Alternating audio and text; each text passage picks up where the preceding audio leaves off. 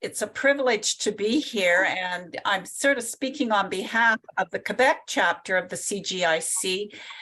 We have chapters across Canada, and each of us tries to organize some events throughout the year. And so I've known Mary for many years, and am very pleased to introduce her and Sandra to this session today.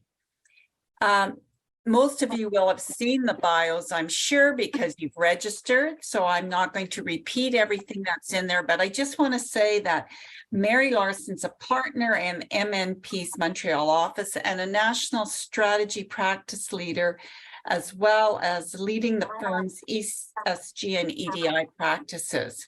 She's been helping senior people and organizations for many years clarify and build alignment around their strategies, strengthen leadership capacity, and embed cultures that foster outstanding execution.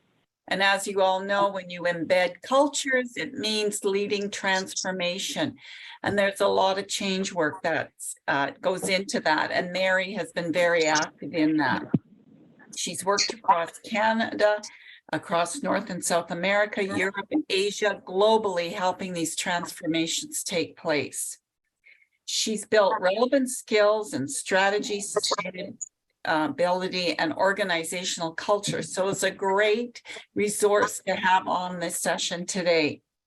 And her commitment to sustainability, I want to talk about just for a minute, has been over 2 decades. And not only does she play a leadership role in ESG with a particular focus on the social, I want to say that she also walks the talk, and she's very active in many organizations, making sure that the social aspects are there and everybody can benefit from the collaboration and cooperation that takes place when we have a focus on the social. So that's Mary. She's going to be interviewed today by Sandra Porteous, who's a consulting partner with MNP and works very closely with Mary. Sandra has a background in equity, diversity, and inclusion, and she's had a wealth of experience at the federal government end with CBC, also at the provincial level. And 2 years ago, she went to her own consulting firm and has been helping organizations since with EDI. So on that, I'm going to turn this over to Sandra and to Mary. I just wanted to add one more thing. We are going to have question and answers after 40 minutes. And I'd like to just ask all of the registrants, if you don't mind muting yourself, because I'm having problems with echoes today, and that would be greatly appreciated so we can hear our speakers. Thank you. Great. Thank you so much, Dora. That was a lovely introduction. And I'm going to turn it over to Sandra, who's going to start peppering me with questions. Yes, we're not going to let Mary off the hook easily. And I should confirm, I'm actually not a partner. I'm a national EDI lead with MNP, but it's a pleasure to be here. And I do appreciate the request to mute because we really are hearing a lot of background noise. So I'm going to dive in with some tough questions for Mary. And then at the 40-minute mark, we're going to stop and take your questions, which I believe you can put in the chat, or feel free to put your hand up, and we'll ask our fantastic friends on the line to help us facilitate those questions. So Mary, we're going to start right away and dive in with a foundational question, which: how important is organizational culture to business performance? Well, it's absolutely foundational. I think it's important to really talk about what culture is first, because I think it's seen as something that's squishy, which it is not. It is actually comprised of mindsets.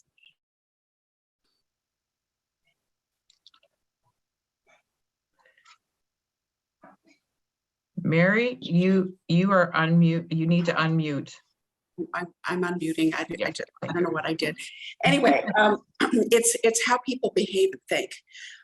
One of my clients, I love the definition because I usually describe it as how things get done around here, but he described the CEO of a very interesting organization. He said, our culture is the heartbeat of our organization, and the stronger it is, the further we go. So I thought that was fabulous. If you think about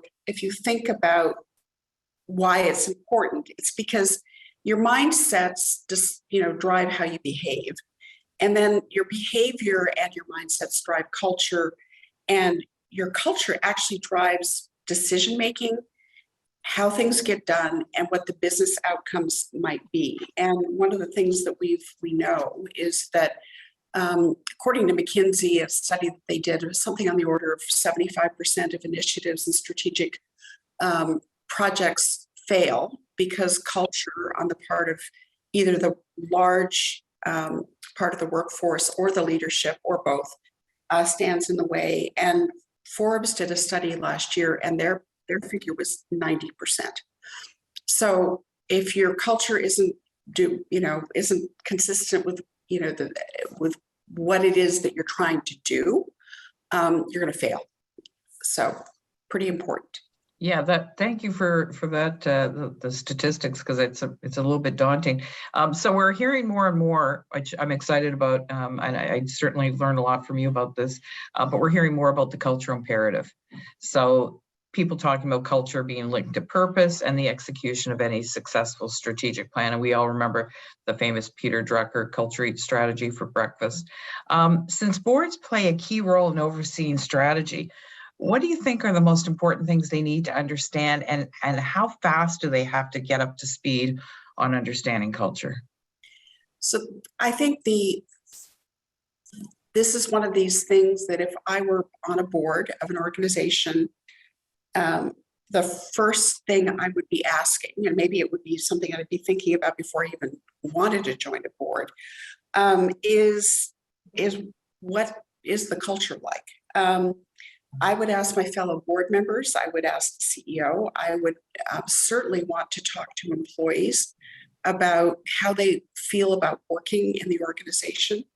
And if I heard any words like bureaucracy, siloed behavior, challenges to decision-making, lack of accountability, competitiveness internally, competitiveness externally is probably not a bad thing, fear, risk aversion, finger pointing, I would start to get very worried. If those kinds of conversations are present, then there is a problem, because what I would be concerned about is with respect to my responsibility as a board member, which is to oversee execution of strategy. If I'm hearing that the culture is not a positive one, the chances of that strategy being accomplished are diminished. And I would also want to ask a very important question, which is, to what degree have past strategies been successful? There might be a very, very interesting and nice one that is on the books, but if the organization hasn't been successful in the past, I'd want to understand what root cause behavior are at work that might suggest that things are not going to work going forward. That makes sense. So I'm going to throw a real world scenario at you. I was working in an organization, and the staff felt very strongly that the board was not aware of the internal culture and the issues within that organization. And they were confused because the board's response was, we don't get into those kinds of issues. What do you think prevents a board from weighing in when it comes to culture, when it sounds like it's so incredibly important? Well, there is a concern about overreach on the part of board members. And but there's also been a cultural shift in how boards and board members think about their role. Historically, it was always nose in, feet out. When I did my board education, that was what I was, the conversation was definitely about that. People are actually now talking about shoulders in. I like that. And that it is perfectly appropriate for board members to be much more not involved, certainly in decision-making or day-to-day decision-making or interfering with the role of the executive team, but there is this sense that board members need to be looking out over the windshield, not the rear view mirror, and that they need to actually understand what is going on in the organization. And one of the things that we did some research a few years ago, talked to 55 board members across the country, and they all said that, maybe 5 years ago, people weren't even using the word culture, and it just becomes so much a part of the dialogue of business people these days that it would be really a shame if you didn't get involved at this point. And there never should be a situation where the board wouldn't there should not be a situation where the board is not cognizant of cultural issues. And we're going to talk a little bit about, I think, how to measure culture going forward. That would be one of the things that needs to happen. Well, this is clearly a very hot topic because we already have 102 people online, so that's fantastic. And so we were talking about, everybody loves metrics that matter and KPIs. Is culture something that actually can be measured? And I'm going to do the wrong thing and do a double barrel question. Can it be measured? And the fact that people don't know how it maybe can be measured, do you think that causes boards to not want to dive into the culture debate? That's a really good point. I think that does, because it does. I'm answering the second part of your question first. Yeah, please. If you don't have the facts, then you could be quite hesitant because you're dealing with hearsay and rumor and this sort of thing. One of the things we have to take into consideration, every organization measures engagement. I hardly can think of any for-profit company or not any organization that has a board, frankly, thinks nothing of measuring engagement. But culture can be measured too. And engagement is basically how an individual feels about their work. They might love their boss, they might love exactly what they do, but the culture could be very destructive. And so I want to just differentiate these two things because they're very different. So if you were on the Titanic the night of April 11th, I think it was, or 12th, you would have been very engaged. The champagne was flowing, the music was fabulous, the ballrooms were incredible. So engagement would have been high. The reason all those people drowned was because the culture of White Star Lines was such they didn't value safety. Yeah. They didn't put enough lifeboats on. So can you measure culture? It can be measured. We use a tool called the Barrett Values Assessment.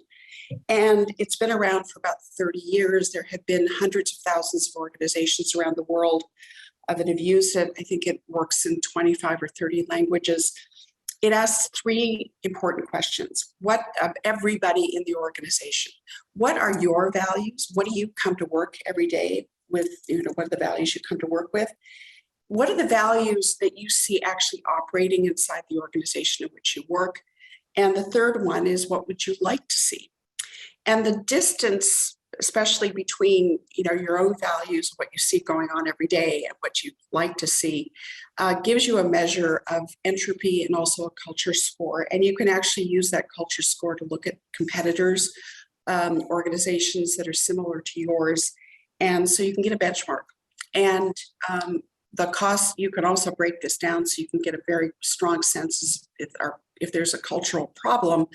Is it at middle management? Is it the senior level? Is it with unionized employees? Is it one division or another? And then, so you can get that. The other thing that you can do is you can actually ask the management team to give you a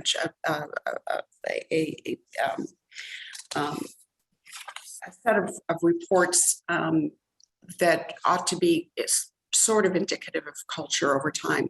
And these would include things like turnover, the results of exit interviews. And so there are a number of just sort of general management metrics that could be used to also give you a sense of how your culture is doing. Can I ask a question about Barrett? Because I know you're very You have a lot of expertise in using that tool. Have you run Barrett culture assessments for organizations and presented the findings and had people be completely dumbfounded, like they really had no idea?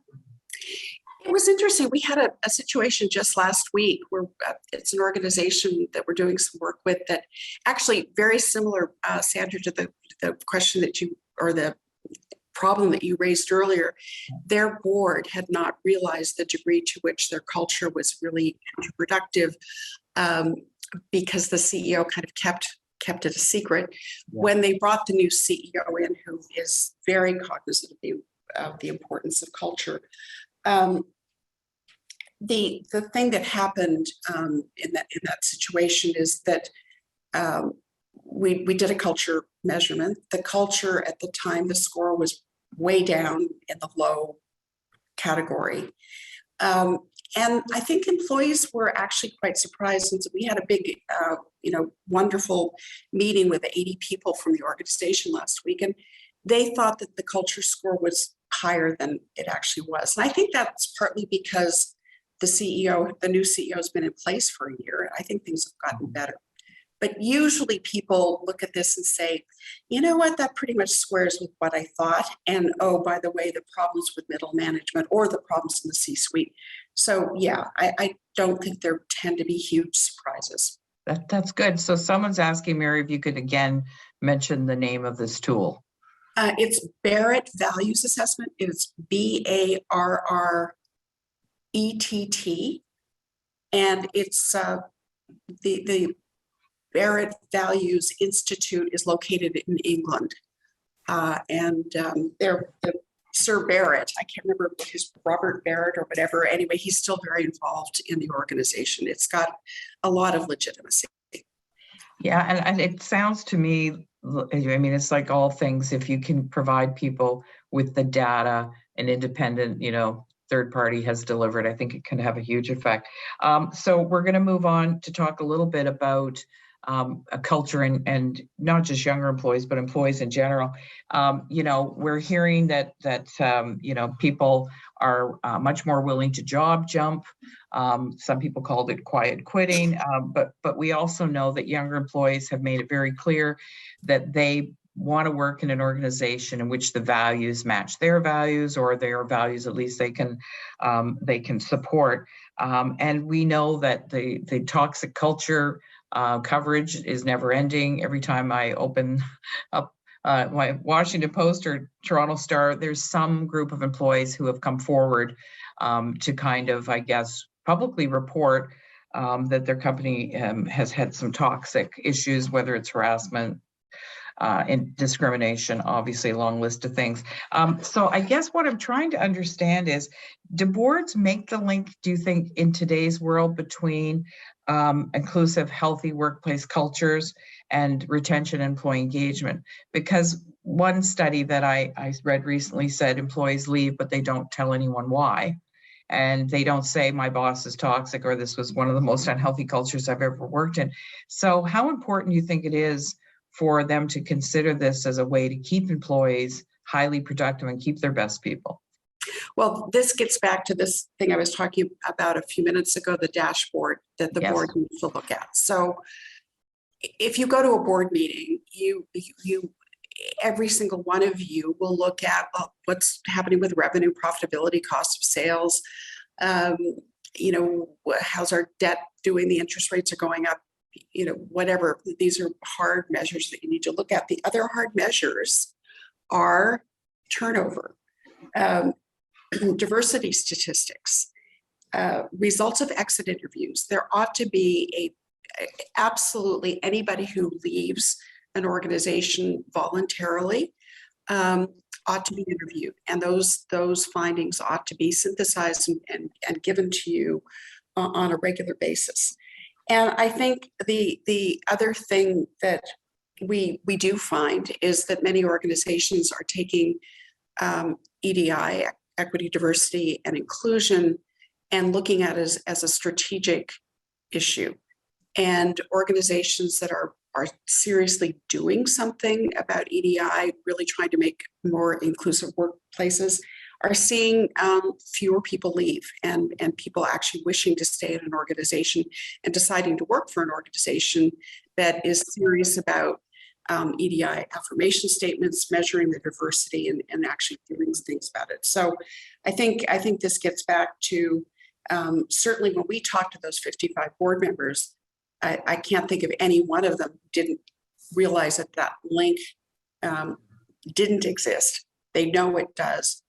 Many struggle with the idea of how we're going to measure it, but as I've said, it can be measured. Yeah, thank you. So I know that you do a lot of work with organizations, and it seems that mission statements and vision statements somewhat waning in terms of, I think, people's view of how important they are. But I seem to be hearing more people in organizations talking about their values, which I get very excited about. You know, how does an organization's list of core values, and some of them you read and cringe, but how do good core values help to discuss and review the culture? It's a great question, and I think that there's so much going on, whether it's with EDI or ESG or values or purpose or mission. There's so much what I would call performative language. Yeah. And the stuff that you read, and that I was quite astounded when I looked at the values and mission of Silicon Valley Bank and the foreign trade, I can't. Oh my God, I'm having a mind problem here. But the company that went bankrupt not too long ago, and they had all these flowery words. That had nothing to do with how the organization was being run. So I think what we are seeing, however, is on the part of companies that are really taking this seriously, they're taking a very hard look at their statement of purpose. They are looking at their cultures, and they realize very definitely that values are, in fact, the drivers of how people behave and how people think about their organizations. And this company that I was talking about just a few minutes ago, with the CEO who's come in and who is in the midst of a major transformation of the organization, said, if I don't get the culture right, we're not going to be successful in our transformation. And what really turned that group of 80 people on in that meeting last week is that they had gone through an exercise to capture 3 values that truly reflected the nature of that organization's being, and had defined very definitely what the values in action would look like. What would those behaviors look like? How would you recognize that the value was being lived in a certain way? And over the next year, what's happening is that organization is going to be working on making sure that through a lot of hard work, that those values are actually being lived every day. I think that's the kind of thing that is very powerful. It enables you to engage everybody in the organization, because people can get their heads around what is the value, for example, of empathy, or what is the value of accountability, or whatever it might be. What does that mean for me? What does it mean for my group? And to start to talk about this in ways that are not fancy things on a wall, posters on a wall. They're really very concrete. And that's the most important thing. I do think, by the way, one of the things I encourage boards to do is to have a meeting with the senior team and to talk about the values that the senior team is living. Do their behaviors reflect those values? And then to look at themselves. And I think a lot of boards increasingly are doing self-assessments to make sure that they are not contributing to cultural problems. Yeah, that's fascinating. I appreciate that answer, because I often think, people underestimate the role of values, even, when you get to frontline employees, having conversations about how people behave in the workplace, and you can point to the values and say, these are the values of the organization, if they're meaningful values. So thank you for that. So now I'm going to put you in a really difficult position. I'm going to go full 60 minutes on Mary. So I'm going to pretend that you got a call from somebody, and I know you get these calls all the time, and they person phones you up and says, listen, we are going to be posting a role, our CEO is retiring, and we're going to immediately look for a new CEO. What would you want that new CEO to understand when it comes to culture? Well, that's a really good question. I think one of the things that would be very important is to look at the culture of the organization that individual worked for before. Oh, yeah.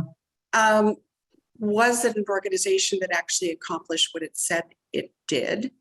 It would. And you look at the outside of the company, externalities of the company, you can actually see synchronicity between the things they said on paper and how people actually do behave, or how that company shows itself in the marketplace.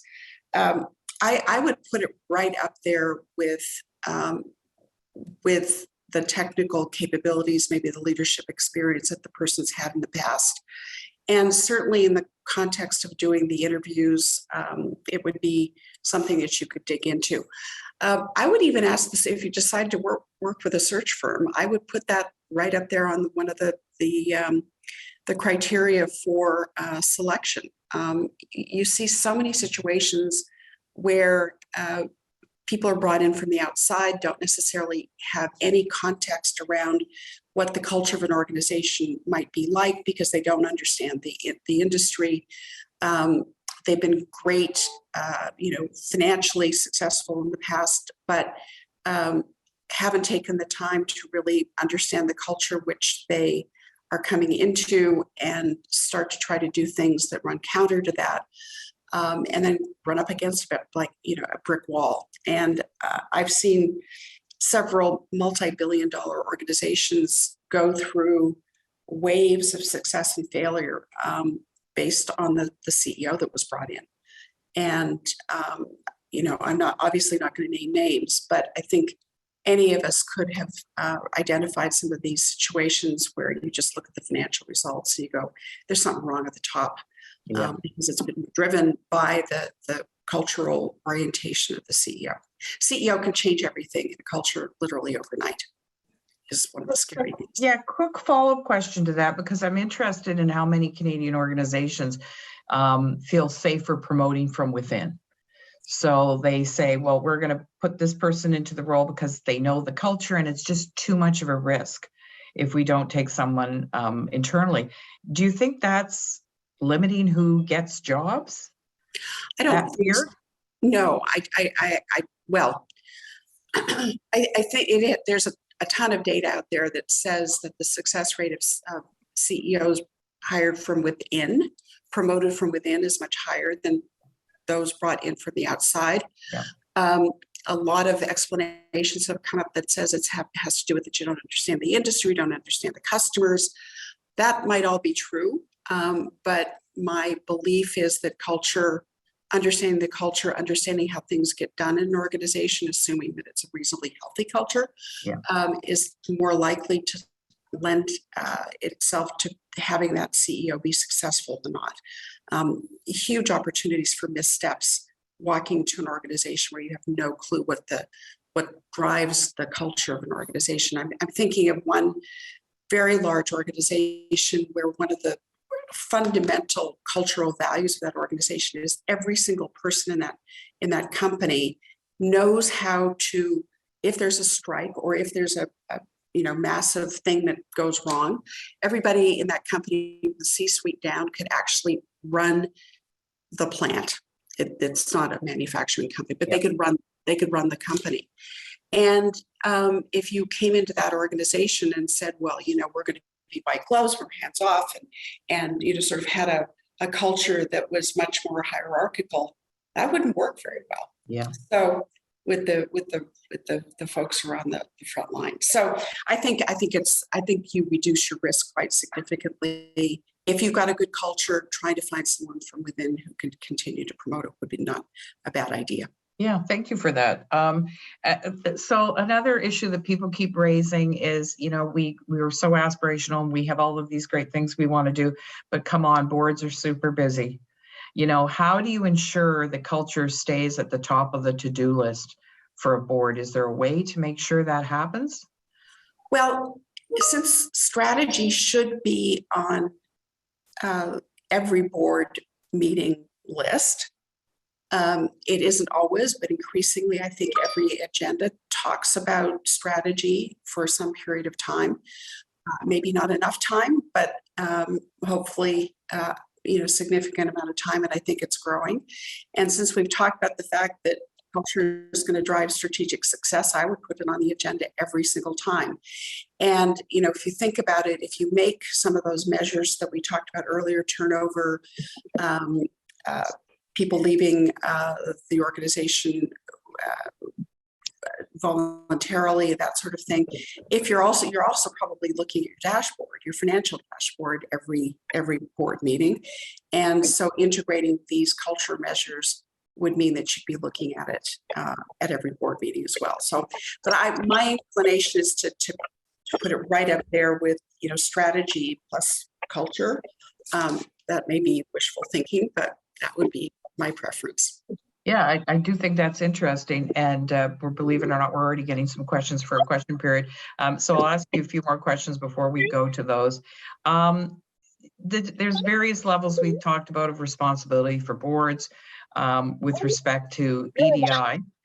Can you talk a little bit about that? The question that came up is, could you touch on the board's responsibility regarding oversight of ESG, specifically the S?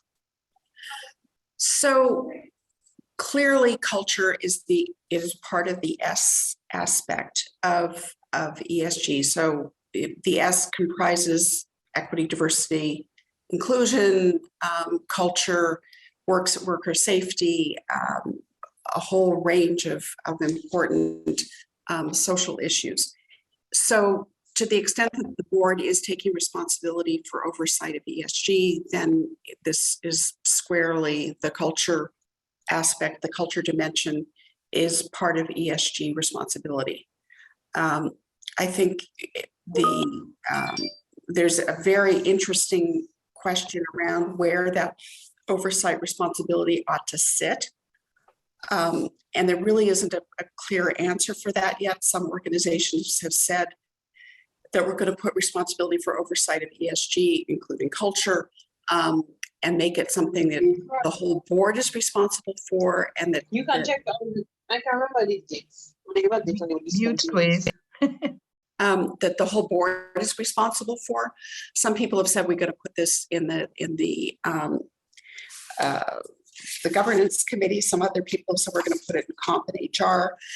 Some other organizations have basically said we're going to look at the mandates of each committee and assign each committee an appropriate level of responsibility in their mandate for various aspects of ESG. That's kind of my preferred approach.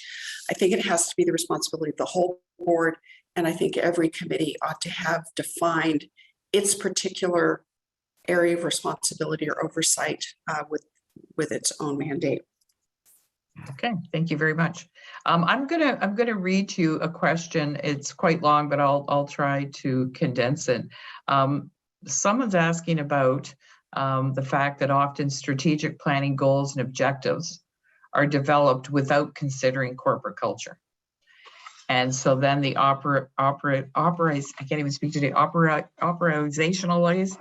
Then when they have operationalization, operationalization. I quit coffee. I still need it. And so then when it's time to look at that plan, it will fail for lack of something, maybe enthusiasm. So the question is, how do those who are responsible for strategic planning and plan execution manage this sort of problem? Because it can take a very long time to shift culture. So, and I guess they're wondering about how that affects good planning objectives. So I guess the issue is, these things can go hand in hand. They can actually happen in parallel. If you're feeling like, well, first of all, I think it goes without saying that it would be hard to do strategic planning without involving at some point various aspects of the organization that should have some impact on the definition of the strategic objectives, and to say whether these things are going to be achievable or not, given the health of our culture. But if that's not happening, if strategic planning is happening in a very top-down way, the way that I might look at this if I were a CEO or a board member would be to suggest that we take a look at engagement and we take a look at our culture, and we get some sort of measure as to how healthy we think it is. And I would ask some very specific questions as a board member or as the CEO about how realistic it is that we're going to be able to achieve this strategic plan if we don't do something about some aspects of our culture that are healthy. I think it just has to be, if you feel as a board member that the process of strategic planning is flawed because it's disengaged with the reality that people are living in their day-to-day work, then you've got a responsibility to speak up about that and to get that question on the table. Because otherwise you, as a board member, your fiduciary responsibility, one of them is to oversee hiring and firing the CEO, but the second one is basically overseeing the success of the strategic plan. And it just has to become part and parcel of the questions you start to ask and the issues that you're willing to raise. Yeah, I like that. Thank you. So we are at the point now where we can take some questions. And so if people want to post the questions or if they want to jump in and unmute. Oh, okay. Sorry, I have a first one. Get ready, Mary. You could be asked anything. Do you have ideas for working cross-national cultures within the organization where values can be quite different because of where different individuals come from? Or if you're working, say, with a multinational corporation, how do you deal with the actual, and of course, this is a different kind of culture, but how do you deal with different cultures that sort of come into the workplace, obviously, more and more? That's a really good question. And I think, that aspect of discussing cultures is really important. So I've worked a lot with multinationals, and we all know that if you're working in the UK, even though the language might be the same, the US, the UK, Canada, the cultures are extremely different. And then we get into cultures, Japan, Middle East, and China, that sort of thing. I think what's important is to, if you've already defined a set of values, for example, respect might be one. This is where going into the what do values and action look like, yeah, and having conversations within various parts of the organization. If respect is part of one of our values, let's talk about what that looks like in the US versus the UK versus China versus France. And if you can get some common themes where everybody sort of agrees that, yes, respect includes being willing, for example, to question something that doesn't make a lot of sense, or respect means that we actually want to listen to what people have to say in an open-minded way, then you can start to cross those geographical culture barriers and get some common understanding. This is kind of how we want to get things done in this organization. And I've seen a lot of really successful organizations that have done that work. And so that the people, whether they're in middle management or upper management or frontline management or frontline workers, have a common understanding of how they want to get things done in order to how decisions are made, how people are communicated with, and who's involved in what. And you can do that, but you have to take time to actually have the conversation. Yeah, that's an excellent answer. Here's your next question. Someone is wondering, are there other measurement frameworks that you would consider besides Barrett? And then there's a follow-up to that if you. There are others out there. I'm not going to diss any of them.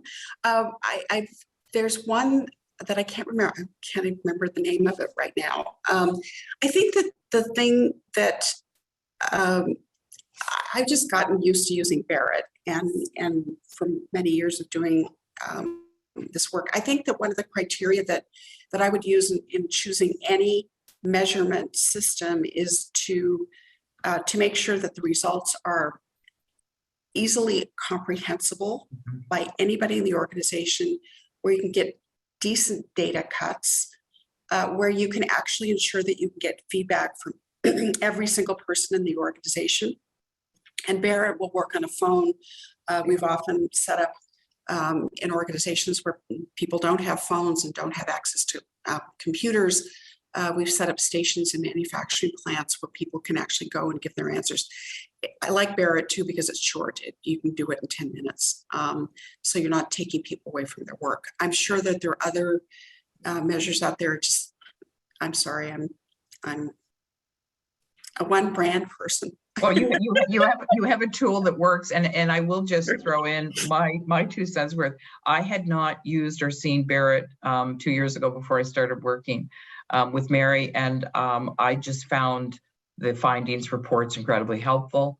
And to Mary's point, busy people need to have a tool that is, highly user friendly, and it definitely was. So thank you for that. So the next question, Mary, is how often do you recommend measuring culture versus measuring engagement? You talked a bit about how everyone's seems to understand the need to check in on employee engagement, but how often would you measure culture versus engagement? Well, I think most organizations measure engagement every other year.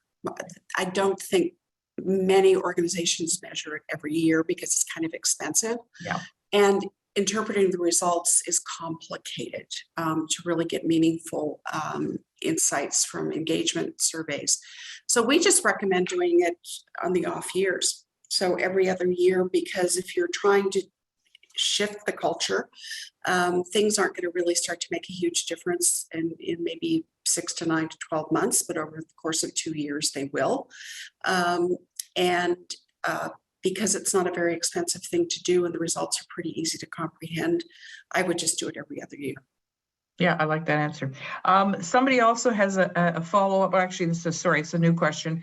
And again, your experience dealing with, I think, your amazing resume and multinational companies and corporations. And the question really is around that EDI is incredibly important in relation to cultural differences. And so do you agree there should be a department, a section, or an officer or a human specifically assigned to do that work? Designed to do EDI work? Yeah. Well, yes and no. First of all, I think that EDI ought to be the sort of responsibility of the CEO and the board.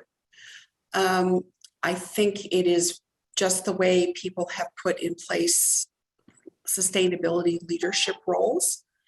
I think that what I would be inclined to do is, as long as that sustainability role is a meaningful one, I might put EDI in there because sustainability includes the aspects of ESG and sustainability, and I would tend to not want to separate them. There has to be some driver of work that should be being done on the EDI front. And that's one of the reasons that we do a lot of EDI strategies that are integrated into the strategic plans of the organization. So they're kind of part of the strategic plan, which would mean that the CEO and the C-suite and the board are responsible to have accountability for it. But if you've got to find a way to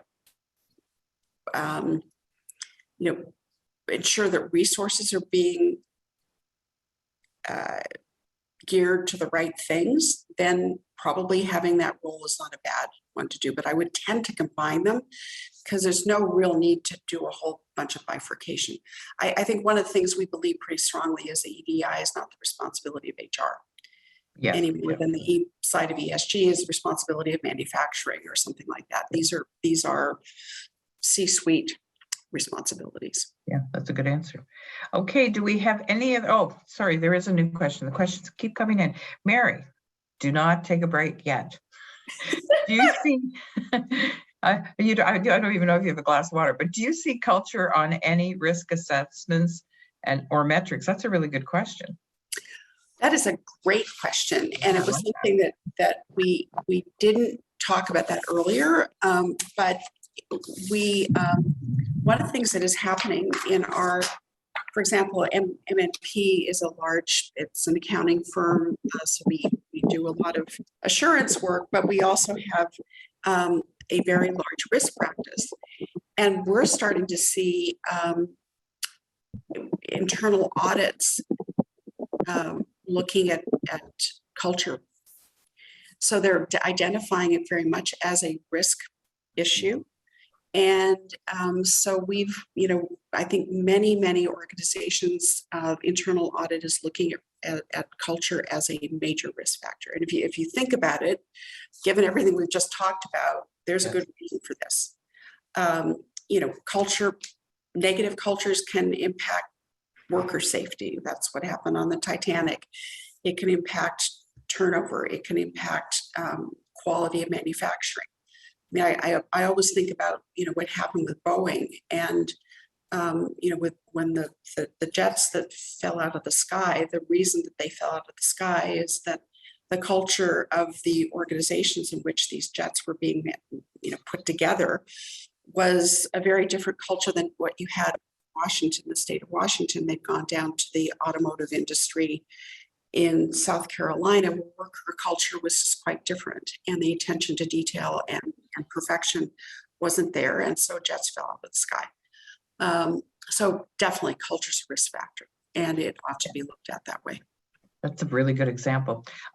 We have another question here, and this is interesting. This is certainly a culture story I know a lot of us have followed closely. Oh my gosh. The culture at Hockey Canada, which appeared to condone sexual assault, which appears to be a systemic rather than a once-off issue. So within those structures of Hockey Canada, obviously it resulted in a lot of publicity and resignation of the board and CEO.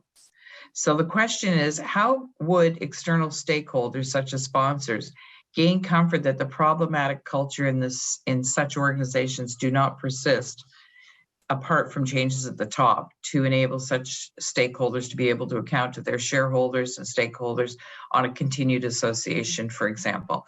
That's a really interesting question. So they've all left and it's still Hockey Canada. There was a development on this yesterday because I believe they've been given back some of the funding. So what do you think can assure people, that the removal of the board and the CEO, is that ever going to be enough?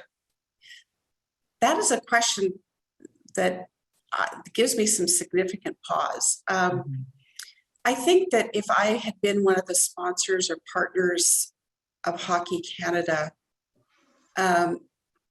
one of the things that I might have wanted to do if I was forking over, millions of dollars, I probably would have liked to have maybe spoken to some people who worked for the organization.